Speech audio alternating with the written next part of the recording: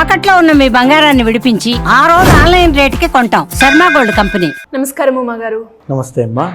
కర్మ సిద్ధాంతం గురించి మనం మాట్లాడుకుంటే కర్మ ఎన్ని రకాలుగా ఉంటుంది, మరి ముఖ్యంగా పురుషుల్లో ధనుసు రాశి వారికి కర్మను వారు ఏ రకంగా అనుభవిస్తున్నారు, దాంతోపాటు దానికి తగ్గట్టుగా ఎవరైనా కూడా పరిష్కారం చేసుకోవాలి అంటే ఎలా ఉంటుంది గురుగారు? ఏదైతే మన కర్మ సిద్ధాంతంలో ముఖ్యంగా చెప్పబడినటువంటి 3 కర్మలు సంచిత, ప్రారబ్ధ, ఆగామి కర్మలు. ముందుగా సంచిత కర్మ అని అంటే మనం ఏదైతే ఈ జీవాత్మ ప్రారంభమైందో అంటే కొన్ని వందల జన్మలు అవ్వచ్చు, కొన్ని కోటి జన్మలు అవ్వచ్చు, అప్పటి నుంచి మనం మూట కట్టుకున్నటువంటి పాపమైన పుణ్యమైన కర్మ కింద వస్తుంది. దాంట్లోంచి భాగంగా మనం ఇప్పుడు అనుభవించేటువంటి కర్మ అంటే ఈ బాధలు ఎంతో కొంత దాని నుంచి అనుభవిస్తూ ఉంటాం, అది సంచిత కర్మ. దీంట్లోనే మన వంశపారంపర్యంగా వాళ్ళు చేసేటువంటి కర్మలు కూడా మనం అనుభవించాల్సి వస్తుంది. సంచిత కర్మ అంటే ఉదాహరణకి కాలసర్పదోషం తీసుకున్నారనుకోండి. కాలసర్పదోషం మనం ఏం చెబుతూ ఉంటాం, ఇది మీ వల్ల మాత్రమే వచ్చింది కాదమ్మా, మీ వంశపారంపర్యంగా మీ అమ్మమ్మ గారికో నానమ్మ గారికో తాతయ్య గారికో వాళ్ళందరికీ ఉంది, దానివల్ల మీకు కూడా సంక్రమించింది అంటే వంశపారంపర్యంగా వచ్చే కర్మని కూడా మనం అనుభవించాల్సి వస్తుంది. అది కర్మ, అది దాన్ని సంచిత కర్మ అని అంటారు. ఇక దీంట్లో రెండవది ప్రారబ్ధ కర్మ. ప్రారబ్ధ కర్మ అని అంటే ఏదైతే ఇప్పుడు మనం ఈ దేహము ఈ జీవాత్మ ఎత్తిన తర్వాత ఏదైతే పనులు చేస్తూ ఉంటామో వాటిని ప్రారబ్ధ కర్మ అంటారు. ఉదాహరణకి మనం చేత్తో ఏదైనా దానం చేసాం అనుకోండి, ఒక సహాయం చేసాం అనుకోండి, తిరిగి సహాయం పొందుతాం. లేదు ఎవరైనా కొట్టాం అనుకోండి, తిరిగి మనం ఆ దెబ్బ తింటాం.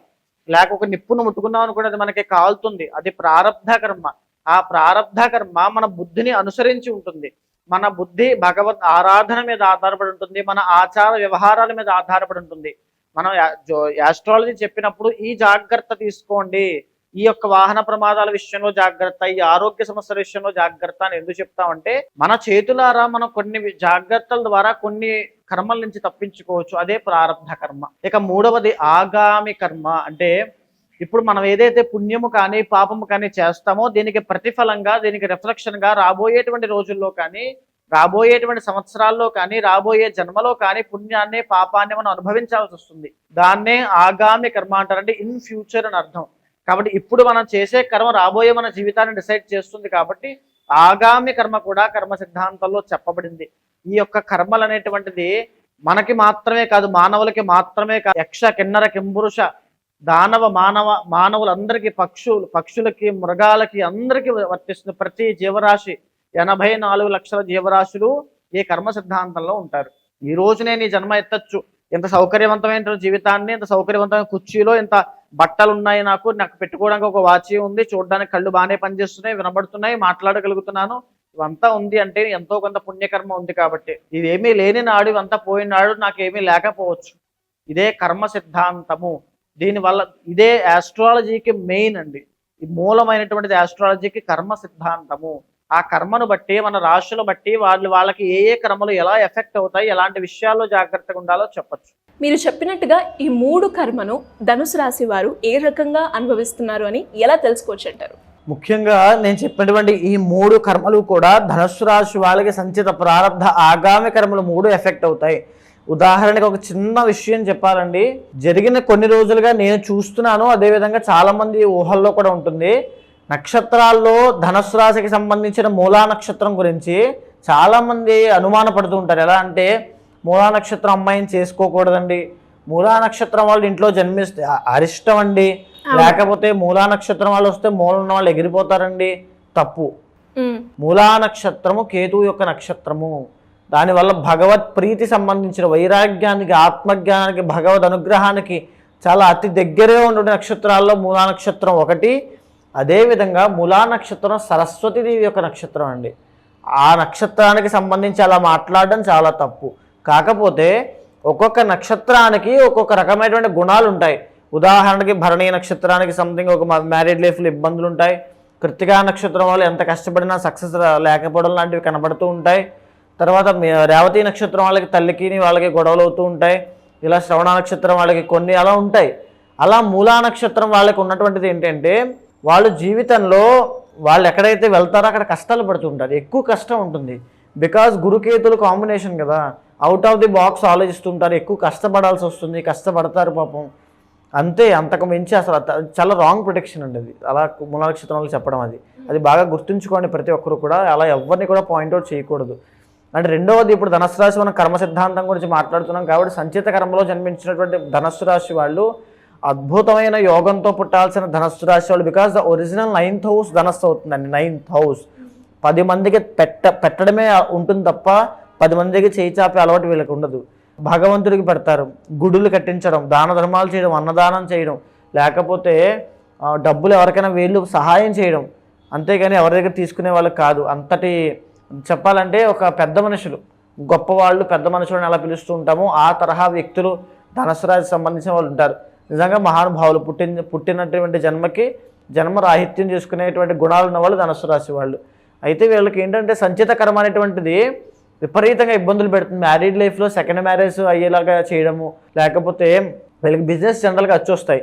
ఈ బిజినెస్లో నష్టాలు రావడం, కంప్లీట్గా కుప్పకూలిపోవడం, లేకపోతే ఉమ్మడి వ్యాపారాల్లో నష్టపోవడం, వీళ్ళని మోసం చేయడం, లేకపోతే ఒకానొక టైంలో దేవుడు నాకు ఏం సహాయం చేయట్లేదు, ఎంత దైవభక్తులు కూడా నాకు దేవుడేం సహాయం చేయట్లేదు అని చెప్పి అంత కోపముతో, కసితో, వైరాగ్యం, ఇంకేంటంటే దేవుడు లేడనే స్థానికి నాస్తికత్వానికి వెళ్ళిపోతారు. అంతటి కష్టాలు వస్తాయి ఆడవాళ్ళకైనా మగవాళ్ళకైనా, మ్యారీడ్ లైఫ్లో అయినా, వృత్తి వ్యాపారాల్లో అయినా. కొన్ని వాళ్ళకి మాత్రమే వీళ్ళకి షూట్ అవుతాయి. అది ఇంటర్నల్ జాతకంలో కూడా తెలుస్తుంది. ఈ సంచిత కర్మ వల్ల ధనుస్సు రాశి వాళ్ళు విపరీతమైన కష్టాలు పడతారు. అండ్ రాబోయే మార్చి 30 తర్వాత వీళ్ళకి అర్ధ అష్టమ శని స్టార్ట్ అవుతుంది. కుటుంబపరమైనటువంటి తెలియని ఒత్తిడి పెరుగుతుంది. తరువాత కార్యహాని, ఏ పని తలపెట్టినా అందులో అపజయాలు కలుగుతూ ఉంటాయి. ప్రొలాంగ్ అవుతూ ఉంటాయి. ఎవరు వీళ్ళకి సహాయం చేయరు. వీళ్ళు ఏదో ఒంటరి పోరాటం చేసేవాళ్ళ అక్కడే కష్టపడుతూ అలాగే ఉండిపోతారు. ఆశలు నిరాశ అవుతాయి, అసంతృప్తి జీవితం మీద. ఇవన్నీ కూడా రాబోయే రోజుల్లో అవి ఎందుకు అనుభవించాలి అంటే కర్మ ఉంది కాబట్టి.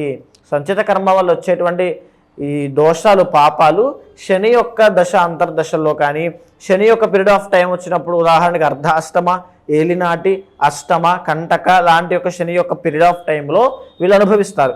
వీళ్ళకి రాబోయేది అర్ధ అష్టమ శని, బికాస్ కర్మకారకుడు శని కాబట్టి. వచ్చిన తర్వాత ఇలాంటి ఇబ్బందులన్నీ ఉంటాయి. వీటితో పాటుగా శుభకార్యాలు ఏమైనా ఆ మధ్యలో ఆగిపోవడము, యాక్సిడెంట్స్ అవ్వడం కూడా చాలా జాగ్రత్తగా ఉండాలి. బికాస్ ధనుస్సు రాశి వాళ్ళకి 5th and 12th లార్డ్ కుజుడు అవుతాడు కాబట్టి, అదేవిధంగా 6th and 11th లార్డ్ శుక్రుడు అవుతున్నాడు. ఆడవాళ్ళ విషయంలో మరీ జాగ్రత్త. మీరు నార్మల్గా ఎవరితోనో మాట్లాడినా మీకు ఏదో అనుమానం, మీ మీద ఒక అనుమానం పడేటువంటి ఛాయలు చాలా ఎక్కువ ఉంటాయి మ్యారీడ్ లైఫ్లో. వెరీ కేర్ఫుల్గా ఉండండి. మ్యారీడ్ లైఫ్లో కూడా ఆడవాళ్ళతో చాలా జాగ్రత్తగా ఉండండి. అదేవిధంగా అష్టమంలో చంద్రుడు కాబట్టి జనరల్లీ వెరీ ఎమోషనల్ పీపుల్. అంటే ప్రతిదానికి కూడా మానసికంగా చాలా కృంగిపోతారు, ఎమోషనల్ అయిపోతారు. Sensitive people, over thinking, negative thinking, ఇవన్నీ కూడా. అంటే వీళ్ళకి కోట్లు సంపాదించవచ్చు, బికాస్ ఒరిజినల్ 9th హౌస్ కదా. ఎంత సంపాదించినా వీళ్ళకి మనశ్శాంతి ఉండదు. వాళ్ళు ఏమనుకుంటారో అని చెప్పి వీళ్ళు బాధపడుతుంటారు. వాళ్ళకి ఏదైనా అసౌకర్యం కలిగిందేమో అని వీళ్ళు బాధపడుతుంటారు. అంత మంచివాళ్ళు. ఆ అతి మంచితనం కూడా ఒక శాపమే. వీళ్ళని అతి మంచితనం వల్ల మోసపోయే సందర్భాలు ఎన్నో ఉంటాయి. సంచిత ప్రారంభ ఆగామి కర్మలకు అవి దారితీస్తూ ఉంటాయి. సో మేజర్గా ధనుస్సు రాశి వాళ్ళు మీకు వెరీ గుడ్ కెరీర్ ఉండాలన్నా, జీవితం చాలా బాగుండాలన్నా ఫస్ట్ ఆఫ్ ఆల్ ఇంటర్నల్ జాతకం చూసుకోండి. ఎందుకు అంటే గోచారం ఎంత బాగున్నా ఇంటర్నల్ జాతకం బాగాలేకపోతే బాగోదు. గోచారం ఎంత బాగాలేకపోయినా ఇంటర్నల్ జాతకంలో కొన్ని యోగాలు ఉంటే అద్భుతంగా ఉంటుంది. ఇంటర్నల్ జాతకం అనేది కూడా ఒక బేసిక్ థింగ్ అని ఖచ్చితంగా చూసుకోవాలి. ప్రతి ఒక్కరు కూడా ఆస్ట్రాలజీని అంటే ఏదో ఒక సమస్య వచ్చినప్పుడు మాత్రం అప్రోచ్ అవ్వకుండా ఒక రెగ్యులర్గా డాక్టర్ ఏం చేస్తూ ఉంటారంటే రెగ్యులర్ చెకప్ అని ఎలా చేస్తుంటామో అలాగా గ్రహాలు ట్రాన్సిట్ జరుగుతున్నప్పుడు ఏ ట్రాన్సిట్ జరుగుతుంది, దానివల్ల మనకేం జరగబోతోంది, మనం ఎలాంటి విషయాల్లో ప్రికాషన్ తీసుకోవాలి, ఇది ఖచ్చితంగా మైండ్లో పెట్టుకోవాలి. ఆస్ట్రాలజీ అంటే మన జీవితాన్ని ప్రిడిక్ట్ చేసేటువంటిది. వెరీ కేర్ఫుల్ థింగ్ అండి. ఎందుకంటే నేను చాలామందికి ఇది చెప్తూ ఉంటాను. అంటే ఎలా అంటే ఈ సంవత్సరం పలానా రాబోతోందని చెప్పి మా టీం దగ్గర నుంచి పీడిఎఫ్లో చెప్తూ ఉంటారు, రిమైండ్ చేస్తుంటారు. ఈ పలానా టైంలో మీకు వాహన ప్రమాదాలు రాబోతున్నాయి, ఈ టైంలో మీరు వెరీ కేర్ఫుల్గా ఉండండి అని. సో ఆ రకంగా ఏంటంటే ఆస్ట్రాలజీ అంటే జాగ్రత్త కోసము, భయపెట్టడం కోసం కాదు. అలాగా ఏదైతే ఇంటర్నల్ జాతకంలో దోషాలు చూసిన తర్వాత దానికి సంబంధించిన పూజలు పరిహారాలు చేసుకుంటే చాలా చక్కగా ఉంటుంది. దానికి సంబంధించిన మంత్రజపం చేయడం కానీ, దైవ దర్శనం చేయడం కానీ చేస్తే చాలా ఎక్సలెంట్గా ఉంటుంది. ఎవరికైనా కూడా జాతకరీత్యా సమస్యలు ఉన్నా, మీరు చెప్పిన ఏవైతే సమస్యలు వాళ్ళు ఎదుర్కొంటున్నారో దానికి సంబంధించిన పరిహారం చేసుకోవాలి అన్నా, లేదంటే శని దోషాలకి పూజలు చేసుకోవాలి అనుకునే వాళ్ళు మిమ్మల్ని ఏ రకంగా సంప్రదించాల్సిన అవసరం ఉందంటారు గురుగారు? కింద కనిపించినటువంటి కాంటాక్ట్ నెంబర్కి కాంటాక్ట్ అవ్వండి. ఖచ్చితంగా ఇంటర్నల్ జాతకం చూస్తాను. మీ యొక్క డేట్ ఆఫ్ బర్త్ కానీ, టైమ్ ఆఫ్ బర్త్ కానీ, ప్లేస్ ఆఫ్ బర్త్ కానీ 3 కావాలి. అది ఉన్న తర్వాత గోచార గ్రహచారాల సమన్వయం చేసుకున్న తర్వాత మీతో మాట్లాడిన తర్వాత మీ ప్రాబ్లం ఏంటో విన్న తర్వాత మీ కోరిక ఏంటో తెలుసుకున్న తర్వాత అది అవుతుందా లేదో తెలుసుకుని అయ్యే ఛాన్సులు ఏమాత్రం ఉండి ఏదైనా దోషాలు అంటుంటే ఏ పూజ అయినా ఏ యాగమైనా ఏది చేస్తే మంచి జరుగుతుందో చూసి అది చేయిస్తాను, అది జరిగేలా చూస్తాను. వీటికి శ్రీగారు ఫిబ్రవరి 26వ తారీఖు అంటే కొన్ని ప్రత్యేకమైన తిథులు కానీ ముహూర్తాలు కానీ రోజులు కానీ ఎందుచేత అంత విశేషంగా చెప్పబడ్డాయి అని అంటే వాటికి ఆ విలువ ఉంటుంది. ఉదాహరణకి గురు పుష్యమి ఆదివారం లాంటివి ఎన్నో. అలాంటి ఒక అద్భుతమైనటువంటి రోజు ఈ యొక్క మాఘ బహుళ చతుర్దశి మహాశివరాత్రి మాఘమాసానికి ఉన్నటువంటి ప్రత్యేకత నేను ఆల్రెడీ చెప్పాను, మళ్ళీ అందరికీ చెప్పాల్సిన ఇది లేదు, అందరికీ తెలుసు. కాబట్టి ఈ ఫిబ్రవరి 26వ తారీఖున ఒక గొప్ప కార్యక్రమం చేయబోతున్నామండి. కర్మ ప్రాయశ్చిత్త రుద్రతంత్రము దాని పేరు. అంటే ఎవరైనా ఏ కర్మల వల్ల ఇబ్బంది పడుతున్నప్పటికీ కూడా వాటిని ప్రాయశ్చిత్తం చేసుకోవడం కోసం భక్తిపూర్వకంగా స్వామిని అర్చించి సేవించి తరించడమే కర్మ ప్రాయశ్చిత్త రుద్రతంత్రానికి ఒక ముఖ్య ఉద్దేశ్యము. ఎవరైతే ఈ కార్యక్రమంలో పాల్గొంటారో 26వ తారీఖు సాయంత్రము అంటే సంధ్యావేళ మొదలవుతుంది. రాత్రంతా జాగారం ఉంటూ స్వామి యొక్క కైంకర్యంలో స్వామి యొక్క సేవలో చేస్తూ మీకు ఎలా అయితే నవవిధ భక్తి ఉంటాయో వాటి ద్వారా స్వామిని సేవించి జరిగేటువంటి కార్యక్రమ వివరణ అంతా కూడా మీకు మా వాళ్ళు చెప్తారంతా కూడా. దాంట్లో పాల్గొన్న వాళ్ళకి ఎలాంటి సమస్యలు ఉన్నా సరిగారు జాతక దోషాలు, వార ఫలితాలు, మాస ఫలితాలు, ఇంటర్నల్ జాతక దోషాలు ప్రతిదీ కూడా ఏకకాలంలో తొలగిపోతాయి. కర్మ అనేటువంటిది ప్రాయశ్చిత్తం అవ్వబడుతుంది కాబట్టి అద్భుతమైన లాభాలు, సుఖ సౌఖ్యాలు, ఆనందము, కుటుంబ జీవనము అంతా కూడా సవ్యంగా జరిగి అద్భుతంగా ఉంటారు. ధన్యవాదాలు గురుగారు. నమస్తే. సుమన్ టీవీలో మీ పర్సనల్ అండ్ బిజినెస్ ప్రమోషన్స్ కోసం కింది నెంబర్కి కాంటాక్ట్ చేయండి.